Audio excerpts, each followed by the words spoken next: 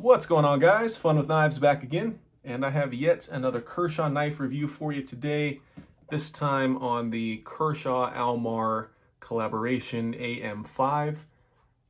These came out a few years ago. There was 3 knives in total that were offered: AM-3, AM-4, and then of course this one, the AM-5. I didn't immediately jump on them, but this is the one I decided to go with once it went on sale, and I kind of have a weird relationship with it. I love certain aspects and I really dislike others, but that's kind of how the budget knife game works. So I'll give you the specs real quick for those of you that are interested, and then we'll kind of talk pros and cons as I see it. Overall length on this guy is 7.75 inches.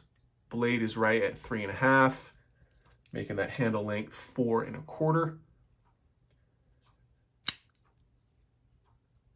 3.8 ounces in weight. That's a stainless steel frame lock with 8CR13 MOV steel that Kershaw is so known for. Here's your model number 2340. Almar designs on that side, and then Kershaw Speed Safe. Obviously a thin drop point in design here. This is a hollow grind, I believe. I don't know if that's going to show up very well there. It is pretty thin behind the edge as well. You got a kind of a polished G10 top scale with those very pronounced finger grooves, a plastic backspacer, and then a one-way positionable pocket clip. It is tip up right hand carry, which will be sufficient for most. And then of course you have a flipper and a assisted speed safe opening there. So fairly standard in a lot of respects for what Kershaw has offered in the past in their budget line. But let's go over the pros real quick. I've carried this quite a bit. In fact, it's kind of dull. I carried it today, and 8CR13 MOV will do that to you, but I think the blade on this is excellent.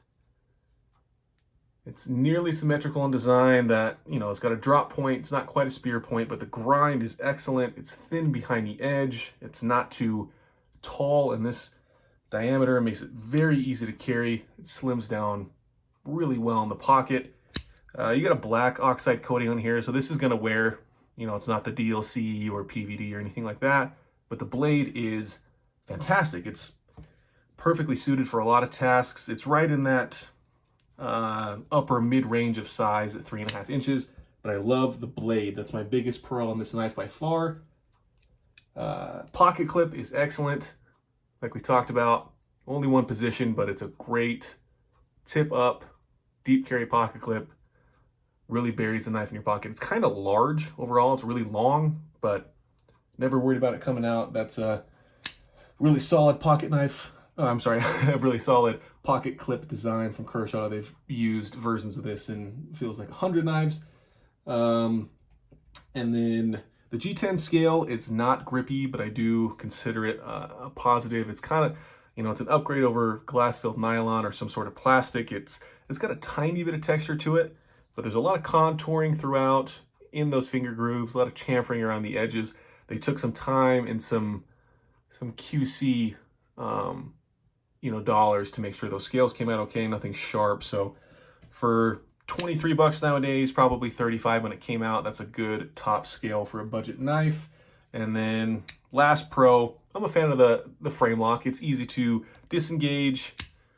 It seems fairly secure. I mean, there's nothing I'd put this knife through that would break that or you know, cause that any damage. So those are your pros as I see it.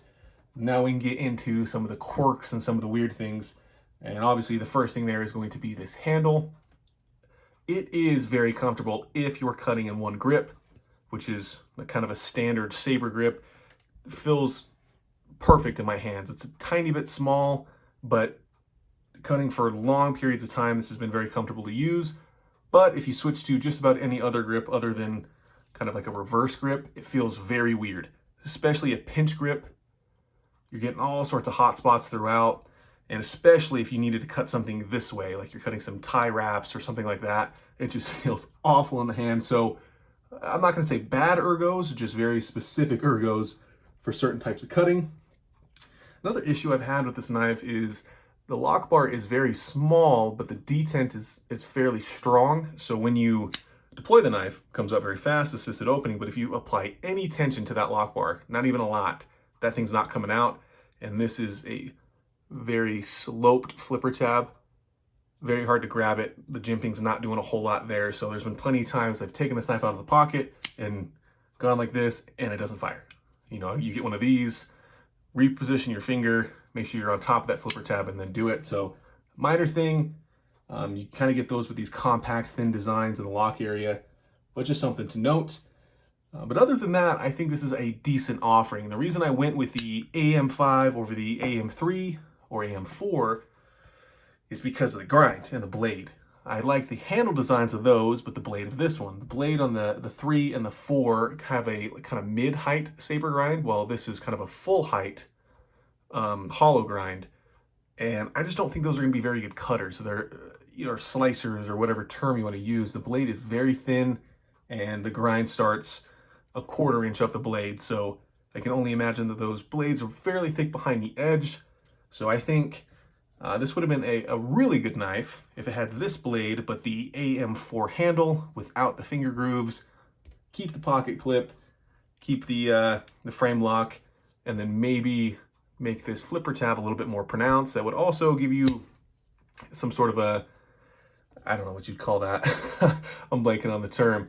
But that would also give you, you know, a more pronounced finger choil or finger guard, and the flipper tab would be that much easier to access. So for the money, especially now that it's discontinued and on sale at, you know, the low 20 buck range, I think this is a decent knife, but it's not one I'm going to write home about from Kershaw's budget offering. So that is the Kershaw AM-5. Thanks for watching, guys, and remember, have fun with your knives.